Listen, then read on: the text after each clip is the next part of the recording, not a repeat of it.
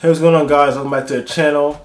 And today I want to share with you guys a quick little video showing you guys exactly one of the most important books that I've read that's really changed my college experience. And I think it's probably the most important book I've read in my entire life.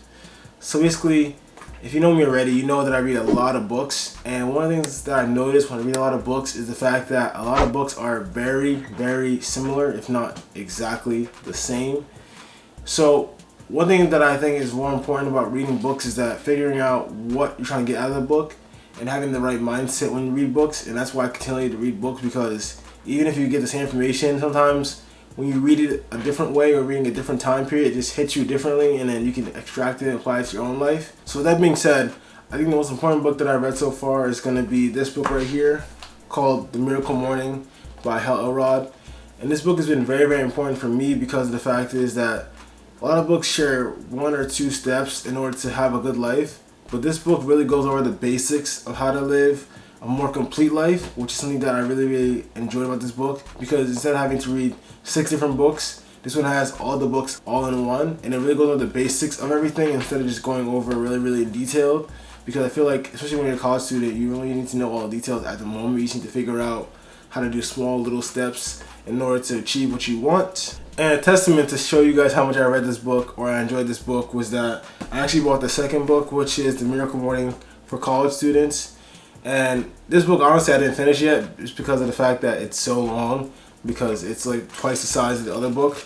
But it's also a very good book, and it gives more details on each individual aspect of it beforehand that's in this other book. So, but I think it's more important to read the first book just to get a general understanding of the author and how he uses the book to help CEOs and businesses all over the country in his coaching business. But with all that being said, the most important book is going to be this one right here, because it wasn't until I started to actually write down the things that I'm going to talk about later on in this video that I actually started to notice the difference in my life, because it's important to actually apply the information you're reading in the book, not just read the book and say you got the knowledge now. So instead of actually telling you guys exactly what I did in my journal, I'm going to really explain a quick story and go over exactly how I got into journaling, because I feel like nowadays it's more important to figure out the thought process behind journaling. So when I first started college, I was a fairly typical college student. I was doing what I was supposed to do. I just had the 4.0 GPA. I was in class. I was studying. I was eating okay, college food, okay. And I was exercising, the typical stuff. But later on, like the next year after that year, I started thinking about like my life in general, like long-term thinking, because when you're in college, like you really go through like this own phase of freedom, and you have like your ability to actually think about things in a more profound way, because you're not with other influence like your parents around you all the time telling what to do. And now I had time to really think on my own, and I was like, is the things I'm doing now really gonna help me in the long-term future? And I just had a hard time seeing how this can be a long-term plan for me. And so that's why I got into reading this book. And I was really in a weird place in college. So that's when I really got into this book, and that's really what helped me overall have a better mindset for me. Because I feel like the most important thing about people that are successful, listen to what they're saying. A lot of them talk about having the right mindset to have success, because a lot of people are successful and they think that it's just overnight success. And it's really not. It's more about having the right mindset and the right foundation and structure in order to apply yourself into a life that is successful, as opposed to trying to just attain success in general. So having the discipline, having the motivation that you need at that time period, having the right knowledge, having the right hard work ethic. It's all those things in place that make success happen, and having the right mindset and positive affirmations and thoughts. So in my other video, I talked about having the right systems and processes in place in order to be very, very successful, and that's what basically has made all the businesses and successful things happen in the world. But one thing that I hadn't thought about was that how does it actually happen, and having the thought process of how it occurred just as important. So for me, that's why I like journaling so much, because you can really go back and see the life I tried to lead before, the things I thought about beforehand, and then see how it compares to now, and see if you really are working on these skills.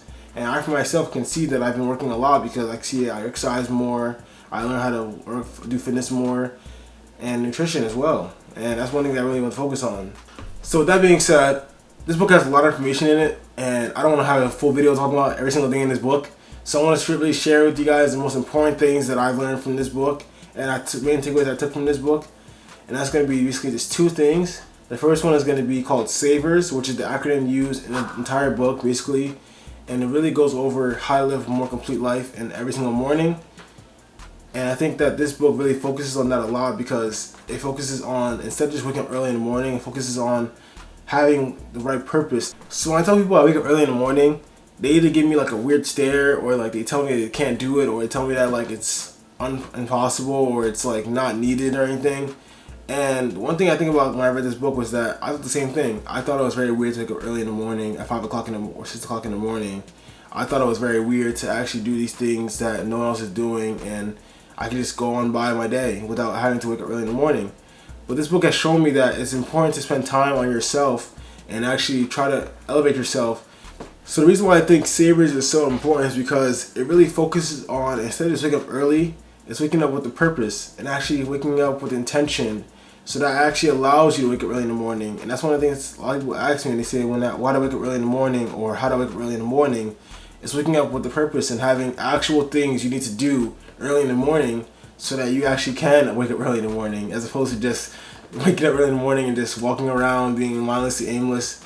And I tried it before. I tried waking up early in the morning before, and that worked for me because I didn't have anything to do, you know. And that's still the most important part. So I'm going to go over real quickly what SAVERS really is. The first part of SAVERS is silence. And this basically can mean praying, meditation, or just not having any noise. And I feel like this is important because in the world we're living now, with everything going on, social media, there's so much noise going on that people don't have time to actually focus on what they want to accomplish.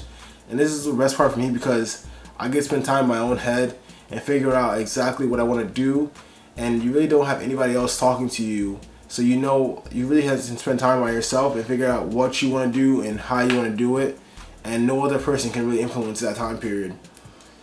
Next is going to be affirmations. This is an important part as well, because a lot of people, they don't have the right mindset or the right attitude towards life because they don't think they can actually achieve it. And affirmation, just tell yourself that you are a good person, you are worthy of it.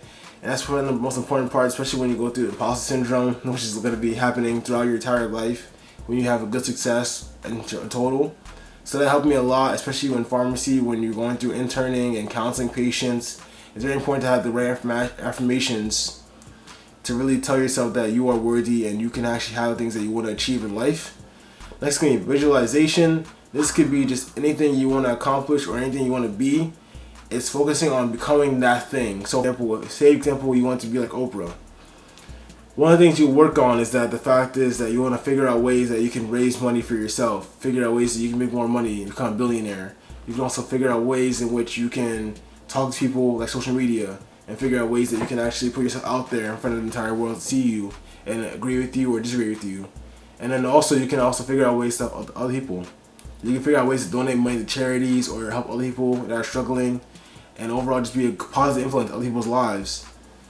So that's an important key for me as well. So next one is going to be E for exercising. And I talked about this many times. Even when I first started training seriously, I think my first YouTube video I made was literally about my ab workout. And that's what I did every single day. It was just me figuring out what I could do in my own household instead of having to go outside, and just constantly routinely focused on exercising. And I also put out a video as well recently on nutrition as well, figuring out based on your goals how you can achieve the body that you really want based on that. And I showed you my own nutrition plan recently, and I showed you different videos about how to work nutrition plan to gain weight and as well as lose weight on my channel. So that's why I think exercising and nutrition is so important. So next one is going to be R, or reading. And this has been so important for me because I think that when you read books, you have access to literally years and thousands of years almost of knowledge, and you have the ability to not make the same mistakes that other people made before you. So it's like a no-brainer for me to read, because you literally can spend so much less time figuring things out as opposed to doing it yourself. You have experts that literally know everything or have done it for many years that can show you the process of how to actually do it the right way based on what they learn.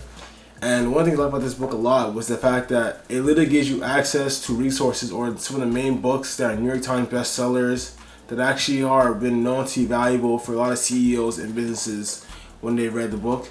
So that's why I think reading is so important. So next is going to be scribing, or S. Basically, I like this because when I first started doing Miracle Morning, I was noticing that I wasn't really doing it correctly for the first 5 weeks because I wasn't really writing down the things that were important to know. Because even if you do the affirmations and if you do the exercising and everything like that, it's important to actually know what you're doing and be intentional with what you're doing, and also to have progress in what you're doing. So for me, it was, even if you're doing the same exact thing, it's important to actually figure out things that you want to do in the future. So I would constantly write down. Once I started writing down things, I started noticing I can actually progress and seeing how I can actually do it better next time. And that's what I think is very, very important. If you want to get some resources for how to figure out how to do an effective journal, you can check out bullet journaling on YouTube or other videos. And for me, it's just that even if you start doing it, it's important just to get an idea of how to do it, and then eventually you can later on figure out what's important for you. Like for me, for example, I used to do a habit tracker and I used to do a calendar of all my main events that I have to do. But now I do automation, so I do a lot of things online now where everything is already tracked for me. So I don't actually do this now in my bullet journal. Right now my bullet journal is focused on my main thoughts and some of the things that I think are important to learn long term, like for example finances. Because right now I don't really have, as a college student, I don't really have a lot of money. So for me, it's more important to just figure out, once I do get a full-time career or I get the job that I want or make more money over time, how I want to spend it. So I write down those things or interesting thoughts that I think are going to help me in the future that I want to keep long term as opposed to keeping it short term. And I keep everything else online so that way I can actually track it on a daily basis. So one thing I really enjoyed about this book was the fact is that idea of purpose. And I feel like a lot of people, when they think about purpose, they think about something that's going to happen to them. And one thing that this book talks about was the fact is that in order for a purpose to happen to you, you have to start creating it yourself. You have to make your purpose yourself. And I think that's been very impactful for me, because instead of actually trying to just have your purpose lying, like just fall in your laps, you actually got to start working on things now. And then through the skills or through the things you're doing now, you will actually get to understand what your purpose is going to be. So that's going to be the end of the video. I hope you guys enjoyed the video. If you have any questions, feel free to leave it down below. I'll catch you guys in the next one, and see you. Bye.